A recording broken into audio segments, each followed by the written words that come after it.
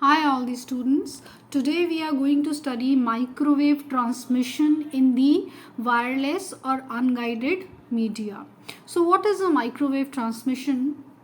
Now if we look at the electromagnetic spectrum, the waves which are within the frequency range of 1 gigahertz to 300 gigahertz are called microwaves. So the frequency range is between 1 gigahertz to 300 gigahertz. Such kind of waves are called the microwaves. Now they travel in straight line. Unlike the radio waves, they are not omnidirectional. They travel in a straight line, that is at 90 degrees. When I say omnidirectional, that means the transmission is in 360 degrees. But when I say a straight line, that means the transmission is in 90 degrees. So you can visualize how these waves travel. So basically it is a straight line in which the microwaves travel. So since they travel in a straight line, so the alignment of the antennas is very important here, right? So the transmitter and the receiver must be accurately aligned to each other, because the transmitter is transmitting the microwaves in a straight line, and the receiver must also receive them in the straight line. So both the antennas of both the transmitter and receiver must be aligned in such a manner so that they are able to receive the signals in the form of microwaves through a straight line. So alignment of the antennas is a very important factor over here. It is relatively inexpensive because, like, if I compare it with the fiber optics, say for example, so in case of microwave transmission, putting up two simple towers and putting antennas on each tower may be cheaper than buying 50 kilometers of fiber, right? So for such a long distance or for such a long range, if you buy 50 kilometers of fiber, that would be quite expensive than just putting up two simple towers and then putting antennas on each one. Because if you buy a 50 kilometer fiber and then install it through a congested urban area or up over a mountain, that is quite more expensive than a microwave transmission, which requires only putting up towers and antennas on those towers. So that way it is quite inexpensive. Now the second thing is that it is unidirectional. As I told you that the microwaves travel in a straight line in 90 degrees. So that means they are unidirectional. The transmission is only in one direction and not in all directional. Hence the microwaves are unidirectional. It allows multiple receivers in a row to receive signals without interference. So since it travels in a straight line, so within that line, if there are multiple receivers at appropriate distance in a row, they all can receive signals without any interference. This is a plus point of the microwave transmission.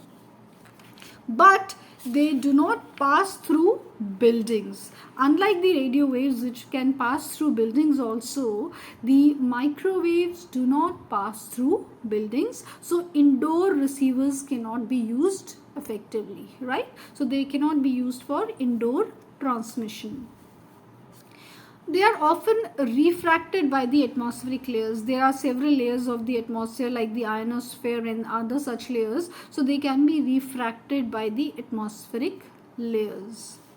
Now the refracted rays take longer time to reach the destination than the direct rays. It is quite obvious that if there are two antennas, let us assume that these are the two towers with two antennas. So if a ray got refracted, right, so that means it will take longer to come back and then travel in a straight line and reach the receiver than a ray which has not been refracted and is always following a straight line pattern. So it is quite obvious that that ray which was refracted would take longer to reach the other rays which were not refracted and have been propagating in a straight line, right? So this causes out of phase transmission, and this particular concept, that is out of phase transmission, wherein a ray which was refracted reaches later than other ray waves which are not refracted and traveling in a straight line. So this particular phenomenon causes out of phase transmission, and it is called as multi-path fading. Now, since they are unidirectional, I said the microwaves are unidirectional, so it is quite obvious that what kind of antennas they will need. They will need unidirectional antennas to send out signals. Now, what are unidirectional antennas? Unidirectional antennas are those antennas whose propagation pattern is in one direction. That means the rays will propagate in straight lines at an angle of 90 degrees like this only. They cannot propagate in any direction as desired. They will propagate only in one straight line. So since microwaves are unidirectional, so the antennas that are also used for transmitting and receiving microwaves are unidirectional. That means such antennas whose propagation pattern is in one direction, and because of this it allows increased performance and greater power, because the focus is in one direction only.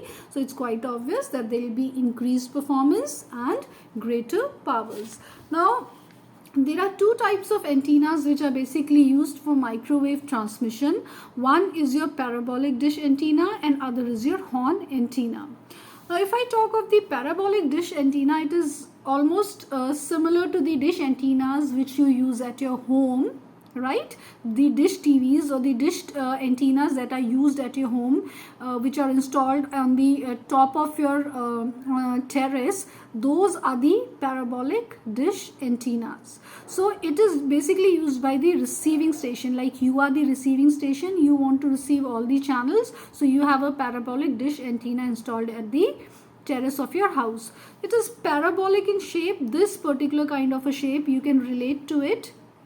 This is called the parabolic shape, and you know there is a small receiver over here. So this receiver, it concentrates all energy to a small beam. This kind of a beam you can see, you can check your dish antenna, there is a small beam over here. So this so this is the receiver. So this receiver concentrates all energy to a small beam and thus achieving a strong signal with high signal to noise ratio. SNR here means signal to noise ratio. So because of this receiver in the parabolic antenna, which concentrates all energy into a small beam, helps you to achieve a strong signal with a high signal to noise ratio.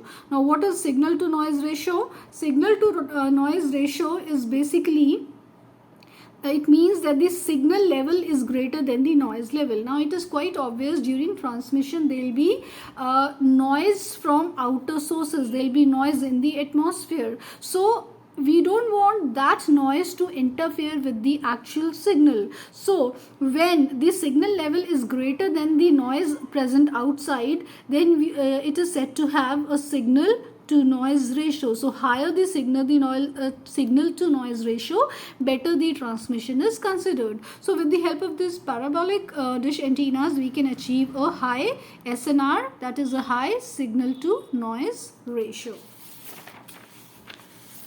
Now, the second kind of antennas that are used in microwave transmissions are the horn antennas. It looks somewhat like this, right? So it has a stem with a curved head. The head is a curved head and it has a stem, and all the sending stations, in all the sending stations, the outgoing waves from the stem are broadcast by the curved head.